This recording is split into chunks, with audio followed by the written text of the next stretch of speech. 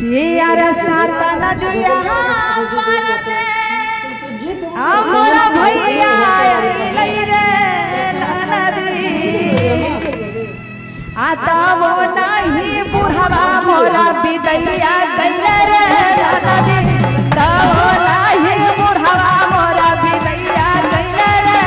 नदी साता नदिया पार से मोरा भैया लई रे नदी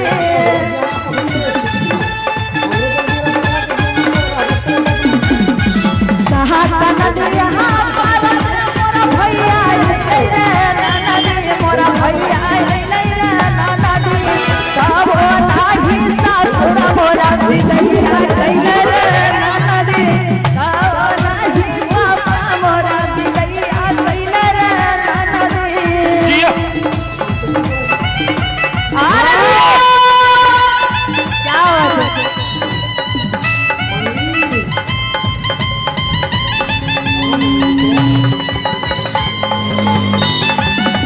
बाजा बाजे के ना बाजे बाजा बाजे के ना बाजे अरे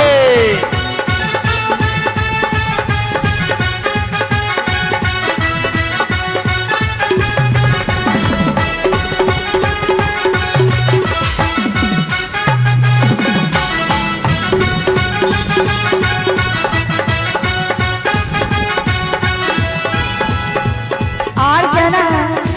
नैहर से बड़ी दिन मारे भइले तब नहीं बुढ़ावा बिदैया मोर गइले हर दिया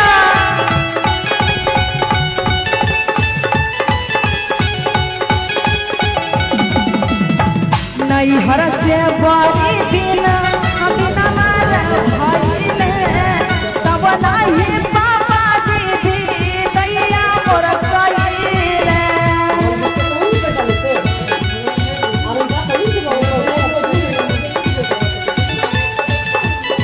शांति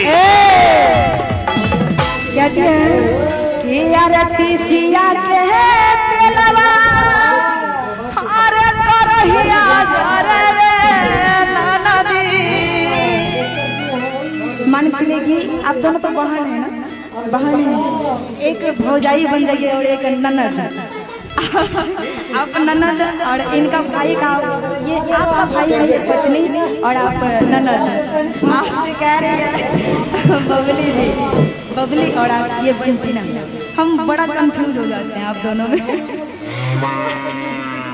क्या बात है कि यार तीसिया के तेलवा आर करहिया जरे रे नदी कि यारे वैसे जरे जियारा हमारा छोटी रे नदी वैसे जरे जियारा हमारा छोटी रे नदी साता नदिया पार से मोर भैया लई रे नदी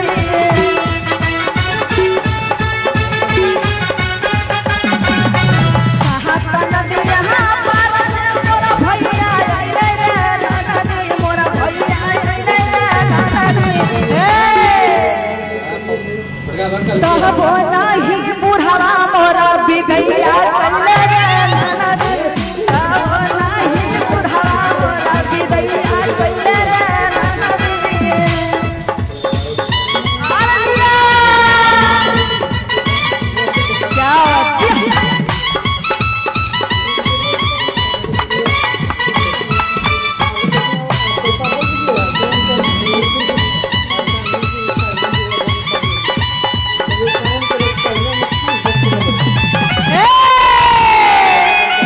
राजा जी में जारी की कहेंगे अपना राजा जी के बारे में सुनाएंगे राजा जी में जारी की कहेंगे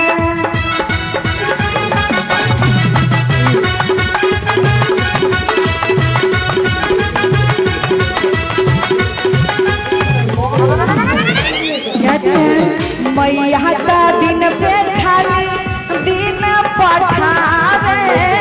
ए हाई बुढ़वा बुढ़िया के कुछ नहीं लागे